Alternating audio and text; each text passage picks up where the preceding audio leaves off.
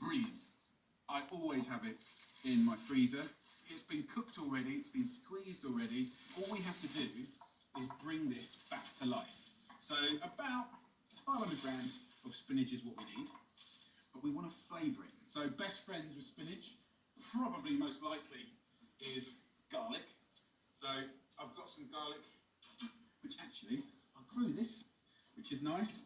I'll just finely slice about 4 cloves, get that into the oil, and give it a nice little mix around. Like that, beautiful. To go with that, 1 onion. A little pinch of salt, a little pinch of pepper, and let's start sweating that off, getting it nice and softened up. We want to bring out the sweetness in those onions. I've got a little bit of rosemary here, which is just winking at me, so I'll just nick a little bit of this. Just a few little bits. This is an optional extra. Any herb, I can't think of one herb I wouldn't want with the salmon and the spinach, so this is beautiful. A little bit of lemon zest really adds a nice bit of fragrance. So for me, the idea of an encroute is kind of like a present. You're wrapping something. So of course what's inside needs to be glorious. So I really want to intensify flavour here. So I'll now take the frozen spinach and we'll go straight in. And of course that needs to thaw, but we're going to fry and thaw. So let's just take this like that. So what I do now is just have this at a medium heat and put a little lid on top. 10 minutes, it's going to fry and steam, the spinach will defrost and then start getting flavoured with all that gorgeousness.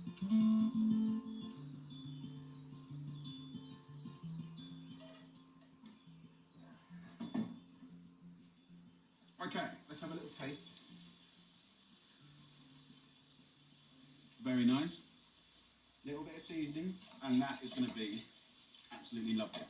So, while that cools down a little bit, let's get the puff pastry out.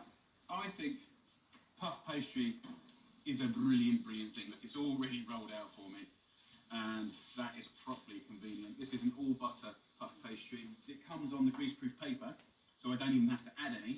Then just get yourself a baking dish, place this on top.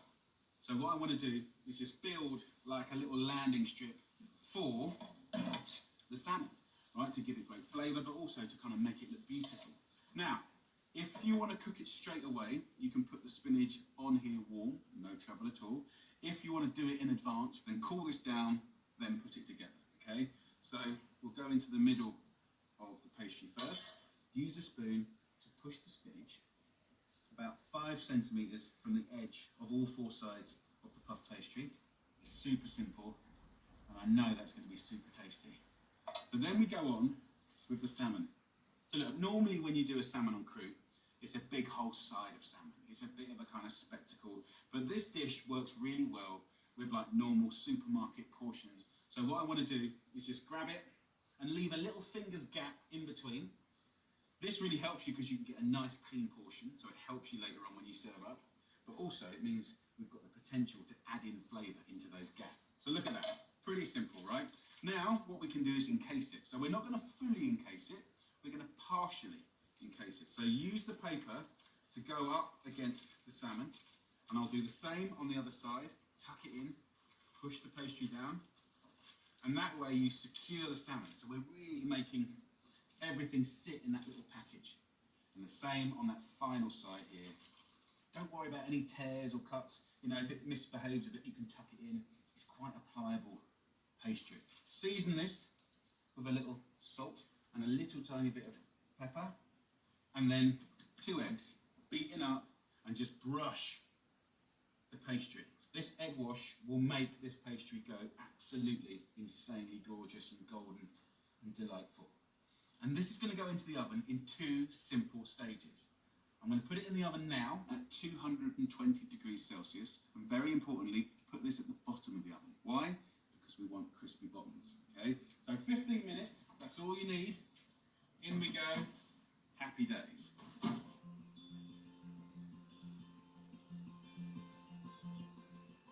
Right, let me show you a really cool little hack. Most of the eggs are still in this bowl, right? And when I came up with this recipe, I'm thinking, my teenagers, what do they like? pestos, right? Jarred pestos, you can get some nice tomato ones, sun-dried tomato pestos.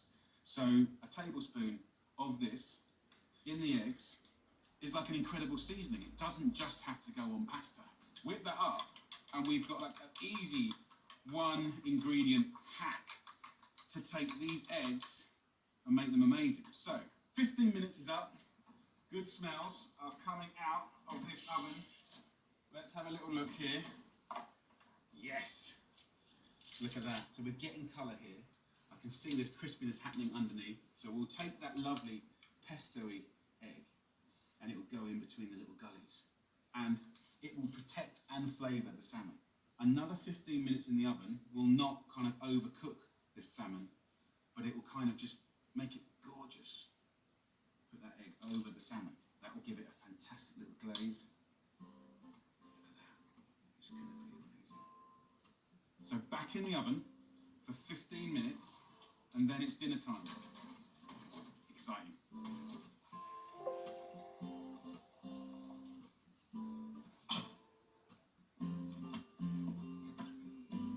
Time's up. Welcome to my beautiful salmon en croûte. It's scruffy, but it's utterly beautiful. Look at that. I love it. I love it, I love it, I love it. Bubbling and sizzling around the outside. Look at that. I mean, it's all about the crunchy edges. Look at that. Just so crispy. I've done some greens here. I couldn't help myself. Got some lovely green beans, asparagus, sprouting broccoli, little kiss of olive oil. And that is a sumptuous meal for the people I love. Right, let's get into it. So, the nice thing about these gaps is it's sort of showing us where the portion is. Look at that. Look at the cross section. Absolutely gorgeous. It's like the perfect slice. Crispy pastry at the bottom. Gorgeous, rich spinach, garlic, the onions.